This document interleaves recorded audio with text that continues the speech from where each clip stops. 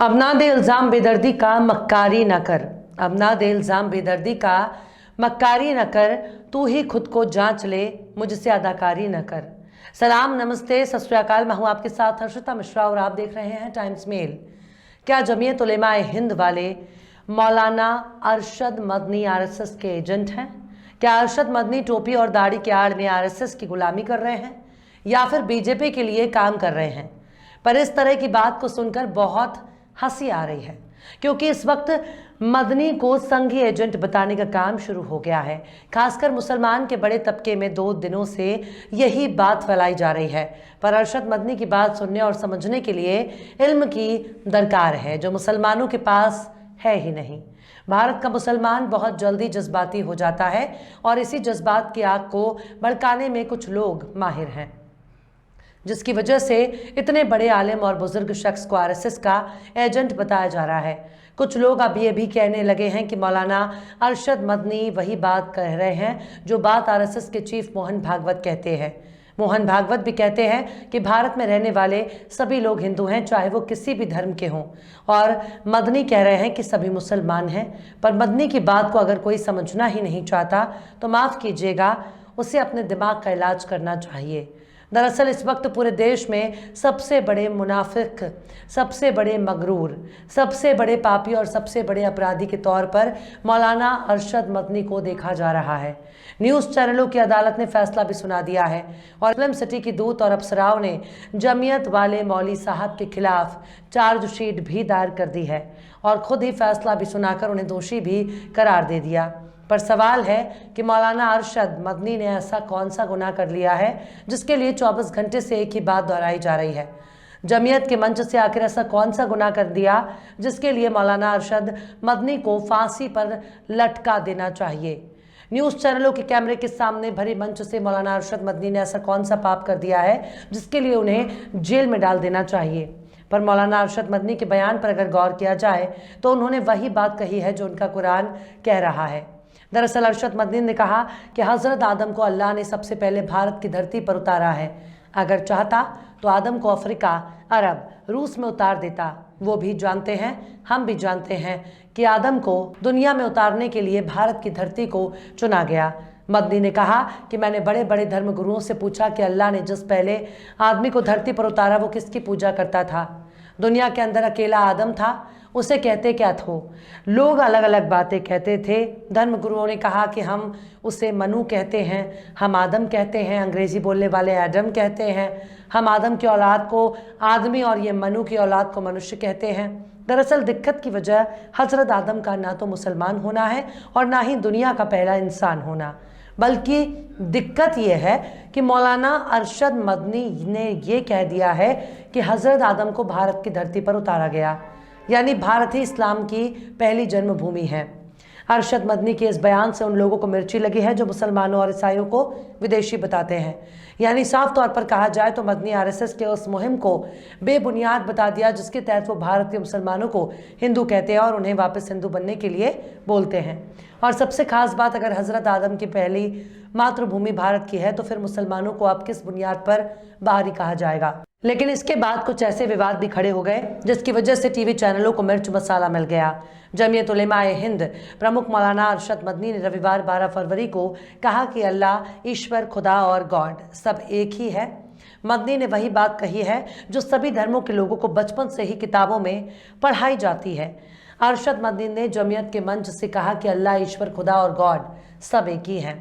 मौलाना सैयद अरशद मदनी ने अधिवेशन में कहा कि मैंने बड़े बड़े धर्मगुरुओं से पूछा कि जब कोई नहीं था, न श्री राम थे, न ब्रह्मा थे, न शिव थे, जब कोई नहीं था तब सवाल पैदा होता है कि मनु पूजते किसे थे? उन्होंने कहा कोई कहता है कि शिव को पूजते थे, लेकिन उनके पास इल्म नहीं है। बहुत कम लोग ये बताते हैं कि जब कुछ नहीं था दुनिया में तो मनु ओम को पूजते थे। तब मैंने पूछा कि ओम कौन है? बहुत से लोगों ने कहा कि ये हवा है जिसका कोई रूप नहीं है, कोई रंग नहीं है, वो दुनिया में हर जगह है, हवा हर जगह है। उन्होंने आसमान बनाया, उन्होंने ज़मीन बनाई। इसके बाद मौलाना अरशद मदनी कहते हैं कि मैंने कहा कि अरे बाबा, इन्हीं को तो हम अल्लाह कहते हैं, इन्हीं को तो तुम ईश्वर कहते हो। फारसी बोलने वाले खुदा कहते हैं, अंग्रेज़ी बोलने वाले गॉड कहते हैं। इसका मतलब ये है कि मनु यानी आदमी, ओम यानी अल्लाह को पूजते थे। ये हमारे मुल्क की ताकत है। अरशद मदनी ने मोहन भागवत के उस बयान का जवाब भी दे दिया जिसमें वो अक्सर कहते हैं कि भारत के मुसलमान के पूर्वज हिंदू हैं। मौलाना मदनी ने कहा कि हज़रत आदम ही दुनिया के पहले इंसान हैं और वही हमारे बाप हैं, वही हमारे पूर्वज, और आदम मुसलमान थे, इसलिए हमारे पूर्वज हिंदू नहीं बल्कि मुसलमान थे। हालांकि अरशद मदनी की इस बात से मंच पर बैठे जैन मुनि आचार्य लोकेश को बुरा लग गया। उन्होंने जमीयत के इस प्रोग्राम का खुले तौर पर बहिष्कार कर दिया। पर जैन मुनि के जरिए जमीयत के बहिष्कार के बाद हमारे देश में राजनीति के धुरंधरों ने अपनी रोटियां सेकना शुरू कर दिया और इसके लिए बाकायदा टीवी चैनलों ने अरशद मदनी के खिलाफ मोर्चा खोल दिया। पर मदनी की बात समझने के लिए आपको पहले इस धारणा से बाहर आना होगा कि केवल आप ही सबसे बड़े हैं। आपको इस पूर्व ग्रह से बाहर आना होगा कि आपका धर्म ही सबसे पुराना और महान है और जो कुछ इस दुनिया में है वो सब कुछ आपके और आपके धर्म की बदौलत कायम है। लेकिन बात सिर्फ इतनी ही नहीं है कि मनु और आदम या फिर अल्लाह और ओम की आपस में तुलना करना कोई विवाद की वजह नहीं है। वजह केवल है कि आखिर मौलाना अरशद मदनी ने हज़रत आदम को भारत से जोड़कर इस्लाम धर्म को भारत से जोड़ दिया। हज़रत आदम को दुनिया का पहला इंसान और तमाम इंसानियत का बाप सिर्फ मौलाना अरशद मदनी ही नहीं कहते हैं बल्कि तमाम मुसलमान भी इसे कहते हैं और कुरान भी कहता है अगर आदम उनके पूर्वज हैं और पूरी दुनिया के इंसान उन्हीं की औलाद है तो इस बात को सीधे तौर पर नकारा नहीं जा सकता। दुनिया के तमाम मुसलमान हज़रत आदम को अपना और इंसानों का बाप मानते हैं और ये भी मानते हैं कि हज़रत आदम ही दुनिया के पहले मुसलमान हैं और उसी के आधार पर इस्लाम के मानने वाले पैगंबर हज़रत मोहम्मद को इस्लाम में आखिरी पैगंबर मानते हैं। अगर इस्लाम इस दुनिया में 1400 साल पहले आया है तो फिर पैगंबर हज़रत मोहम्मद को आखिरी पैगंबर क्यों कहा जाता है? जब किसी को आखिरी शख्स के तौर पर बताया जाता है तो वो जाहिर सी बात है उस आखिरी से पहले भी बहुत से लोग होंगे, तभी तो आखिरी कहा गया।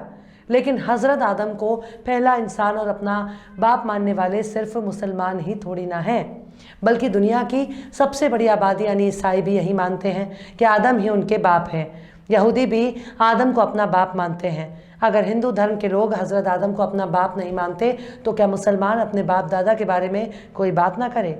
अगर किसी गैर मुस्लिम को हज़रत आदम से कोई दिक्कत है तभी तो वो गैर मुस्लिम है। हिंदू धर्म अलग है और मुसलमान धर्म अलग, इसमें कोई हैरानी वाली बात नहीं होनी चाहिए।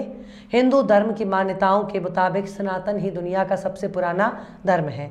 पर क्या ये बात मुसलमानों पर लागू होगी कि वो भी हिंदुओं की विचारधारा और उनकी मान्यताओं पर यकीन करें? मुसलमानों को हिंदुओं की मान्यताओं पर विश्वास नहीं है और ना ही वो हिंदू धर्म पर अपनी आस्था रखता है।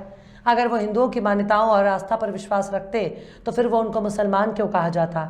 इस्लाम अलग है और हिंदू धर्म अलग, दोनों की मान्यताएं और परंपराओं में बहुत फ़र्क है। हर धर्म को खुद को पुराना और श्रेष्ठ बताता है। बौद्ध धर्म और जैन धर्म में ईश्वर को स्पष्ट तौर पर नहीं माना जाता, तो क्या बाकी धर्मों के लोग ईश्वर को मानना छोड़ दें? बौद्ध धर्म आत्मा को नहीं मानता जबकि जैन धर्म आत्मा को मानता है। पर इस्लाम, ईसाई, यहूदी और सनातन हिंदू धर्म में ईश्वर और आत्मा का वजूद कायम है। अब ईश्वर को आप अपने अपने धर्म के हिसाब से कुछ भी कहें, चाहे आप इस दुनिया को बनाने वाले को अल्लाह कहें या फिर गॉड, ईश्वर कहें या भगवान, लेकिन क्या मुसलमान अल्लाह को अल्लाह न कहकर भगवान कहना शुरू कर देगा? या फिर हिंदू भगवान को भगवान न कहकर अल्लाह कहना शुरू कर देगा? जिसका जो धर्म है वो अपने धर्म को मानेगा और अपने धर्म के बारे में दूसरों को भी बताएगा। अगर कोई हज़रत आदम को सबका बाप नहीं मानता तो मत माने, इसमें कौन सी ज़बरदस्ती है? हर कोई अपने अपने धर्म के हिसाब से अपने विचारों को रखता है और अपने धर्म पर चलता है। पर इस वक्त टीवी चैनलों पर उनकी बातों पर डिबेट किया जा रहा है। कौन सा धर्म कितना बड़ा है और कितना महान है, यही बात टीवी चैनल वाले तय कर रहे हैं। अडानी लूट और अडानी की बर्बादी का मुद्दा धर्म के नीचे दब गया और अडानी के पैरोकार यही चाहते भी थे कि कैसे भी करके धार्मिक टकराव को बढ़ावा दिया जाए ताकि लोगों को धर्म में लंबे समय तक उलझाया जा सके। पापा की परियां और पापा के गुल्लू इस वक्त बहुत खुश हैं क्योंकि अरशद मदानी के बयान की आड़ में जज्बात को भड़काने का काम चल रहा है। अरशद मदनी की बात ये सहमत और असहमत होना अलग का मुद्दा है, पर उसे सियासी मुद्दा बनाकर नफरत फैलाना गलत है। दिल्ली की रामलीला मैदान में जमीयत के मंच से मौलाना अरशद मदनी ने वही बात कही है जो इस्लाम कह रहा है, लेकिन हज़रत आदम को अपना बाप बताने और हज़रत आदम को अपना पूर्वज बताने से दिक्कत नहीं है। असल दिक्कत हज़रत आदम से ही जुड़ी हुई इस जानकारी से है जो गोदी मीडिया अपनी ज़ुबान पर नहीं लाना चाहती। आखिर अरशद मदनी ने ऐसी कौन सी बात कह दी है जिसकी वजह से उनके खिलाफ न्यूज़ चैनलों पर जहर परोसने का काम किया जा रहा है? असल मुद्दा ही यह है कि उन्होंने हज़रत आदम का ताल्लुक भारत से जोड़ दिया, जिसे दबी ज़बान में नकारने का काम चल रहा है। बहरहाल चलते चलते आखिर में इकबाल अशर कुरैशी ने भी क्या खूब फरमाया है। मानता हूँ मैंने तेरे ज़ब्त को छेड़ा मगर, मानता हूँ मैंने तेरे ज़ब्त को छेड़ा मगर, राह में यूं देखकर इजहार बेजारी ना कर। फिलहाल इस वीडियो में बस इतना ही। ये वीडियो आपको कैसा लगा कमेंट बॉक्स में आप ज़रूर बताइएगा। वीडियो पसंद आए तो लाइक करें। हमारे वीडियो लिंक को फेसबुक, ट्विटर, व्हाट्सएप पर अपने रिश्तेदार, यार, दोस्तों को भी शेयर करें। और बेबाक, निष्पक्ष, स्वतंत्र पत्रकारिता को सपोर्ट करने के लिए आप हमारे चैनल टाइम्स मिल को ज़रूर से सब्सक्राइब करें। और हाँ, बेल आइकन की घंटी वाली बटन भी आप ज़रूर से दबा दें ताकि आपको हमारे आने वाले नए वीडियो की नोटिफिकेशन फ़ौरन ही मिल जाए। फिर मिलते हैं किसी और वीडियो में एक नई खबर के साथ। हर्षिता मिश्रा को दीजिए इजाज़त। जय हिंद। तो देख लिया आपने हमारे इस वीडियो को। हमें उम्मीद है कि आपने हमारे वीडियो को लाइक किया होगा और दूसरों को भी शेयर किया होगा। अगर अभी तक आपने हमारे चैनल टाइम्स मेल को सब्सक्राइब नहीं किया है तो जल्दी से सब्सक्राइब कर दें और बेल आइकन भी प्रेस कर दें।